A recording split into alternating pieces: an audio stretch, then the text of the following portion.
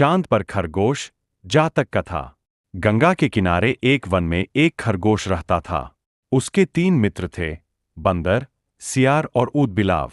चारों ही मित्र दानवीर बनना चाहते थे। एक दिन बातचीत के क्रम में उन्होंने उपोषद के दिन परमदान का निर्णय लिया, क्योंकि उस दिन के दान का संपूर्ण फल प्राप्त होता है। ऐसी बौद्धों की अवधारणा रही है। जब उपोषद का दिन आया तो सुबह सवेरे सारे ही मित्र भोजन की तलाश में अपने अपने घरों से बाहर निकले। घूमते हुए ऊदबिलाव की नजर जब गंगा तट पर रखी 7 लोहित मछलियों पर पड़ी तो वह उन्हें अपने घर ले आया। उसी समय सियार भी कहीं से दही की एक हांडी और मांस का एक टुकड़ा चुरा अपने घर को लौट आया। उछलता कूदता बंदर भी किसी बाग से पके आम का गुच्छा तोड़ अपने घर ले आया। तीनों मित्रों ने उन्हीं वस्तुओं को दान में देने का संकल्प लिया, किंतु उनका चौथा मित्र खरगोश तो कोई साधारण प्राणी नहीं था। उसने सोचा, यदि वह अपने भोजन अर्थात घासपात का दान जो करे तो दान पाने वाले को शायद ही कुछ लाभ होगा।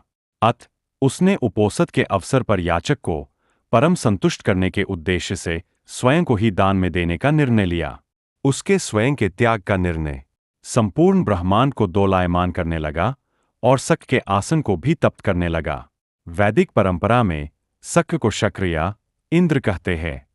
शक ने जब इस अति अलौकिक घटना का कारण जाना तो सन्यासी के रूप में वह उन चारों मित्रों की दानपरायणता की परीक्षा लेने स्वयं ही उनके घरों पर पहुंचे।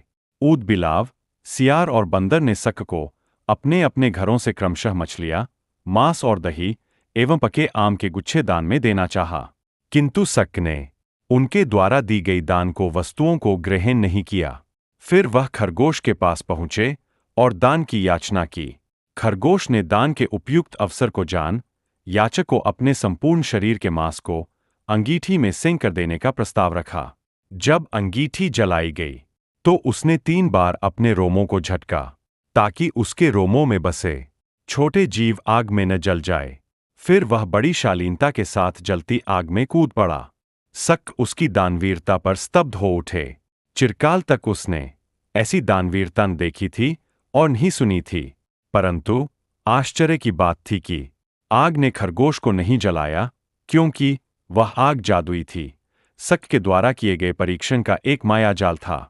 सम्मोहित शक ने तब खरगोश का प्रशस्ति गान किया और चांद के ही एक पर्वत को अपने हाथों से मसल चांद पर खरगोश का निशान बना दिया और कहा, जब तक इस चांद पर खरगोश का निशान रहेगा तब तक हे खरगोश, जगत तुम्हारी दानवीरता को याद रखेगा।